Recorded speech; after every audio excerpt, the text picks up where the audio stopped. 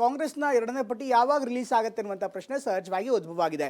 ಈಗಾಗಲೇ ಸಭೆಗಳ ಮೇಲೆ ಸಭೆಗಳನ್ನು ನಡೆಸಿರುವಂತಹ ಕಾಂಗ್ರೆಸ್ ನಾಯಕರು ಅಂತಿಮವಾಗಿ ಪಟ್ಟಿಯನ್ನು ಸಿದ್ಧಪಡಿಸಿದ್ದಾರೆ ಅನ್ನುವಂಥ ಮಾಹಿತಿ ಲಭ್ಯವಾಗ್ತಾ ಇದ್ದು, ಯಾವುದೇ ಕ್ಷಣದಲ್ಲಿ ಬೇಕಾದರೂ ಅದು ಇವತ್ತು ರಾತ್ರಿನೇ ಆಗಿರ್ಬೋದು ಅಥವಾ ನಾಳೆ ಬೆಳಗ್ಗೆನೇ ಆಗಿರ್ಬೋದು, ಯಾವುದೇ ಕ್ಷಣದಲ್ಲಾದರೂ ಕೂಡ ಈ ಒಂದು ಪಟ್ಟಿ ಬಿಡುಗಡೆ ಆಗತ್ತೆ ಅಂತ ಹೇಳಲಾಗ್ತದೆ. ಇದ್ರ ಜೊತೆಗೆ ಪ್ರಚಾರದ ವೈಖರಿಯ ಬಗ್ಗೆ, ಪ್ರಚಾರದ ಸ್ಟೈಲ್ ಬಗ್ಗೆ, ಪ್ರಚಾರದ ನೀತಿಯ ಬಗ್ಗೆ ಕಾಂಗ್ರೆಸ್ ನಾಯಕರು ತುಂಬ ಆಳವಾಗಿ ಯೋಚನೆ ಮಾಡ್ತಿದ್ದಾರೆ. ಹಾಗಾದರೆ ಕಾಂಗ್ರೆಸ್ ಮನೆಯಲ್ಲಿ ಏನಾಗ್ತಾ ಇದೆ ಒಮ್ಮೆ ನೋಡೋಣ ಬನ್ನಿ.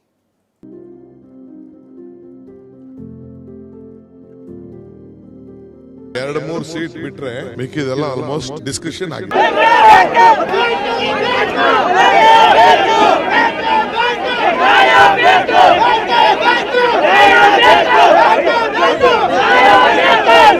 ಟಿಕೆಟ್ ಕೊಡ್ಲಿಲ್ಲ ಅಂದ್ರೆ ನಾವು ಎಣ್ಣೆ ಕುಡಿದು ಸಾಯ್ತೀವಿ ಹೊರತಾಗಿ ನಾವು ಮುಂದಕ್ಕೆ ಹಗಲೋದಿಲ್ಲ. ಏನಾದ್ರು ತ್ರಾಸ ಬಂದ್ರೆ ನಾವು ಏನ್ರಿ ಬಿಜಾಪುರಕ್ಕೆ ಹೋಗಕ್ಕಾಗತ್ತೇನ್ರಿ?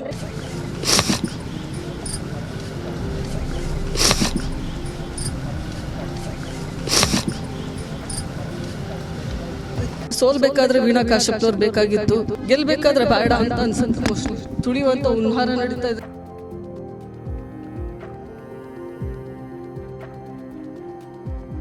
ಕೇಸರಿ ಪಡೆಗೂ ಮುನ್ನವೇ ಕಾಂಗ್ರೆಸ್ ತನ್ನ 7 ಅಭ್ಯರ್ಥಿಗಳ ಹೆಸರು ಘೋಷಿಸಿತ್ತು.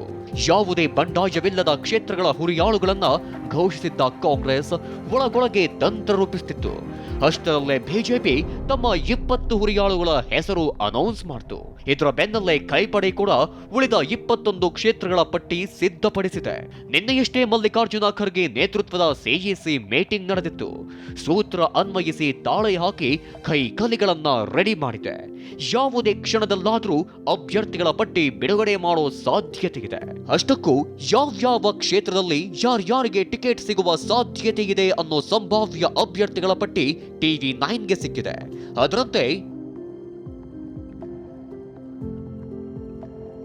ಕೋಟೆನಾಡು ಚಿತ್ರದುರ್ಗದಿಂದ ಕಾಂಗ್ರೆಸ್ ಅಭ್ಯರ್ಥಿಯಾಗಿ ಚಂದ್ರಪ್ಪ, ರಾಯಚೂರಿನಲ್ಲಿ ಕುಮಾರ ನಾಯ್ಕ್, ಬೆಳಗಾವಿಯಲ್ಲಿ ಮೃಣಾಲ್ ಹೆಬ್ಬಾಳ್ಕರ್ಗೆ ಟಿಕೆಟ್ ಸಿಗೋ ಸಾಧ್ಯತೆ ಇದೆ. ಇನ್ನು ಚಿಕ್ಕೋಡಿಯಲ್ಲಿ ಪ್ರಿಯಾಂಕಾ ಜಾರಕಿಹೊಳಿ ಸಂಭಾವ್ಯ ಅಭ್ಯರ್ಥಿ ಎನ್ನಲಾಗಿತ್ತು. ಬಾಗಲಕೋಟೆಯಲ್ಲಿ ಸಂಯುಕ್ತ ಶಿವಾನಂದ ಪಾಟೀಲ್, ಧಾರವಾಡದಲ್ಲಿ ವಿನೋದ್ ಅಸೂಟಿ ಅಭ್ಯರ್ಥಿಯಾಗಬಹುದು ಎನ್ನಲಾಗಿದೆ. ಕೊಪ್ಪಳ ಕ್ಷೇತ್ರದಲ್ಲಿ ರಾಜಶೇಖರ ಹೆಟ್ನಾಳ್, ಕಲಬುರಗಿಯಲ್ಲಿ ರಾಧಾಕೃಷ್ಣ ದೊಡ್ಮನಿ ಮತ್ತು ಬೀದರ್ ಕ್ಷೇತ್ರದಲ್ಲಿ ಸಾಗರ್ ಖಂಡ್ರೆ ಅಭ್ಯರ್ಥಿಯಾಗಬಹುದು ಎನ್ನಲಾಗುತ್ತಿದೆ. ಇನ್ನು ದಕ್ಷಿಣ ಕನ್ನಡದಲ್ಲಿ ಪದ್ಮರಾಜ್, ಮೈಸೂರಿಗೆ ಎಂ ಲಕ್ಷ್ಮಣ ಹೆಸರು ಕೇಳಿ ಬಂದಿದೆ. ಅತ್ತ ಬೆಂಗಳೂರಿನ ಪ್ರಮುಖ 3 ಕ್ಷೇತ್ರಗಳ ಅಭ್ಯರ್ಥಿಗಳ ಬಗ್ಗೆಯೂ ಚರ್ಚೆ ನಡೆದಿದೆ.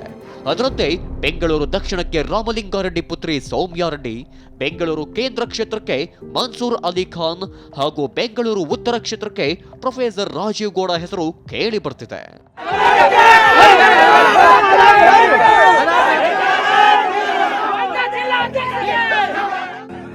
ಇಷ್ಟೆಲ್ಲದರ ನಡುವೆ ಟಿಕೆಟ್ ಹಂಚಿಕೆಗೂ ಮುನ್ನವೇ ಬಾಗಲಕೋಟೆಯಲ್ಲಿ ಅಸಮಾಧಾನ ಎದ್ದಿದೆ. ಬಾಗಲಕೋಟೆಯಿಂದ ಸಚಿವ ಶಿವಾನಂದ ಪಾಟೀಲ್ ಪುತ್ರಿ ಸಂಯುಕ್ತ ಪಾಟೀಲ್ ಹೆಸರು ಕೇಳಿ ಬರ್ತಿದ್ದಂತೆ ವೀಣಾ ಕಾಶಪ್ಪನವರ ಬೆಂಬಲಿಗರು ಸಿಡಿದೆದ್ದಿದ್ದಾರೆ. ಬೇರೆ ಜಿಲ್ಲೆಯವರಿಗೆ ಟಿಕೆಟ್ ನೀಡಿದ್ರೆ ಮತ ಹಾಕಲ್ಲ, ಹೈಕಮಾಂಡ್ ಮುಂದೆ ಹೋಗಿ ವಿಷ ಕುಡಿಯುತ್ತೇವೆ ಅಂತ ಎಚ್ಚರಿಕೆ ಕೊಟ್ಟಿದ್ದಾರೆ. ಬಾಗಲಕೋಟೆ ಡಿಸ್ಟಿಕ್ ಇದ್ದ ವೀಣಾ ಕಾಶಪ್ಪನವರಿಗೆ ಟಿಕೆಟ್ ಕೊಟ್ರೆ ಪರವಾಗಿಲ್ಲ. ಟಿಕೆಟ್ ಕೊಡ್ಲಿಲ್ಲ ಅಂದ್ರೆ ನಾವು ಹೈಕಮಾಂಡ್ ಮುಂದಾರ ಬಂದು ನಾವು ಎಣ್ಣೆ ಕುಡಿದು ಸಾಯ್ತೀವಿ ಹೊರತಾಗಿ ನಾವು ಮುಂದಕ್ಕೆ ಹಗಲೋದಿಲ್ಲ. ಏನಾದ್ರೂ ತ್ರಾಸ ಬಂದ್ರೆ ನಾವು ಏನ್ರಿ ಬಿಜಾಪುರಕ್ಕೆ ಹೋಗಕ್ಕಾಗತ್ತೇನ್ರಿ? ನಾವು ಬಿಜಾಪುರಕ್ಕೆ ಹೋಗಕ್ಕಾಗತ್ತ? ನಿಮ್ಗೆ ಕೇಳ್ತೀನಿ. ನಮ್ಮ ಬಾಗಲಕೋಟೆಯವರಿದ್ರೆ ನಾವು ಹೋಗ್ತೀವ್ರಿ. ಅಲ್ಲಿ ನಾವು ಹೋಗಿ ನಮ್ಮ ಕಷ್ಟ ಏನು, ನಮ್ಮ ಸುಖ ಏನು ನಾವೆಲ್ಲ ಮಾತಾಡ್ತೀವಿ. ಅವ್ರು ನಮ್ಮ ಪಕ್ಕಕ್ಕೆ ಕುಂದಿಸ್ಕೊಂಡು ಮಾತಾಡ್ತಾರೆ, ಬೇರೆದವ್ರು ನಮ್ಮ ಪಕ್ಕಕ್ಕೆ ಕುಂದಿಸ್ಕೊಂಡು ಮಾತಾಡ್ತಾರೆ. ನಮ್ಮ ವೀಣಾ ಕಾಶಪ್ಪನವ್ರು ಬರಬೇಕು, ಅವ್ರಿಗೆ ನೀವು ಟಿಕೆಟ್ ಕೊಡಲೇಬೇಕು ಅಂತ ಹೇಳಿ ನಾವು ಇದನ್ನು. ಬಾಗಲಕೋಟೆಯಲ್ಲಿ ಇಷ್ಟೆಲ್ಲ ಬೆಳವಣಿಗೆ ನಡೆಯುತ್ತಿದ್ರೆ ಅತ್ತ ದೆಹಲಿಯಲ್ಲಿ ವೀಣಾ ಕಾಶಪ್ಪನವರ ಟಿಕೆಟ್ಗಾಗಿ ಕಸರತ್ತು ಮಾಡ್ತಿದ್ದಾರೆ. ಇದೇ ವೇಳೆ ಟಿಕೆಟ್ ಮಿಸ್ ಅನ್ನೋ ವಿಚಾರಕ್ಕೆ ಮಾತನಾಡುವ ವೇಳೆ ವೀಣಾ ಕಣ್ಣೀರು ಹಾಕಿದ್ರು.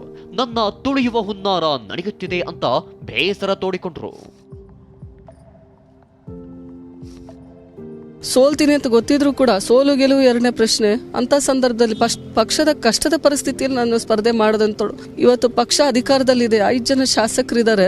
ನನಗೆ ಅವಕಾಶ ಕೊಡಿ ಅಂದ್ರೆ ಸೋಲ್ಬೇಕಾದ್ರೆ ವೀಣಾ ಕಾಶ್ಯಪ್ನವ್ರು ಬೇಕಾಗಿತ್ತು, ಗೆಲ್ಬೇಕಾದ್ರೆ ಬೇಡ ಅಂತ ಅನ್ಸುತ್ತೆ. ಮೋಸ್ಟ್ಲಿ ತುಳಿಯುವಂತ ಉನ್ಹಾರ ನಡೀತಾ ಇದೆನೋ ಏನೋ ನಂಗೆ ಗೊತ್ತಿಲ್ಲ. ಪಟ್ಟಿ ಪ್ರಕಟ ಆದಾಗ ಗೊತ್ತಾಗುತ್ತೆ.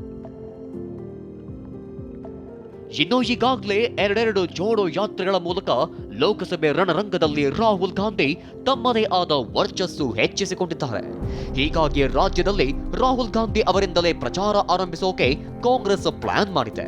ವಿಧಾನಸಭೆ ಚುನಾವಣೆಯಲ್ಲಿ ಬಿಜೆಪಿಯನ್ನ ಸೋಲಿಸಿ ದೇಶಕ್ಕೆ ಸಂದೇಶ ಕೊಟ್ಟ ರೀತಿ ಕರ್ನಾಟಕದಿಂದ ಹೊಸ ಸಂದೇಶ ರವಾನೆ ಮಾಡುವ ಲೆಕ್ಕಾಚಾರ ಕೈ ನಾಶಕರದ್ದಾಗಿದೆ. ಬಸವ ಕಲ್ಯಾಣ ಅಥವಾ ಕುರುಡುಮಲೆ ದೇವಸ್ಥಾನದಿಂದ ಪ್ರಚಾರಕ್ಕೆ ಚಾಲನೆ ನೀಡಲು ಚಿಂತನೆ ನಡೆಸಲಾಗಿದೆ.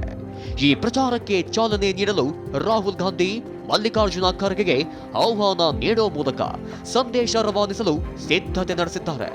ಅಂದ್ರೆ ಬಸವಣ್ಣನ ನಾಡಿನಿಂದ ಲೋಕ ಸಮರದ ರಣಕಹಳೆ ಮೊಳಗಿಸುವ ಪ್ಲಾನ್ ಹಾಕಿಕೊಳ್ಳಲಾಗಿತ್ತು. ಆ ಮೂಲಕ ಮತ್ತೊಮ್ಮೆ ಲಿಂಗಾಯತ ಮತ ಬ್ಯಾಂಕ್ ಸೆಳೆಯುವ ಲೆಕ್ಕಾಚಾರ ಕಾಂಗ್ರೆಸ್ ಪಕ್ಷದ್ದಾಗಿದೆ. ಇನ್ನು 2 ಹಂತದಲ್ಲಿ ಚುನಾವಣೆ ಇರೋದ್ರಿಂದ ಕುರುಡುಮಲೆ ದೇವಸ್ಥಾನದಿಂದಲೂ ಪ್ರಚಾರ ನಡೆಸುವ ಪ್ರಸ್ತಾಪ ಹಾಕಿಕೊಳ್ಳಲಾಗಿದೆ.